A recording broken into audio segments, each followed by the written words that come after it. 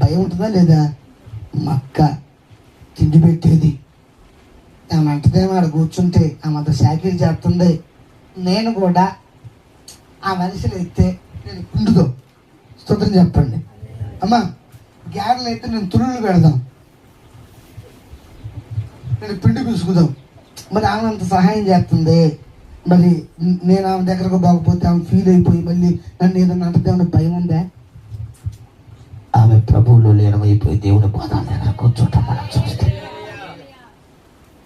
అంటే మాట ఇంట్లోకి వస్తే ఆ ఇంట్లో ఉన్న ఒక వ్యక్తి డీప్గా వెళ్ళిపోతుంది దేవుళ్ళలోకి. మొదట నమ్ముకున్న వ్యక్తి డీప్గా వెళ్ళలేకపోతుంది. సొంతకే శరీర సంబంధమైన వాటి ద్వారా దేవుని మెప్పించాలనుకుంటుంది. సొంత చెల్లె శరీర సంబంధమైన వాటి ద్వారా మెప్పిద్దాం అనుకుంటున్నామని పట్టించుకోకుండా ఆత్మ సంబంధమైన వాటి ద్వారా క్రీస్తుని మెప్పించాలని ఆమె సమర్పించుకుంది. స్వతంత్ర పడగటిగా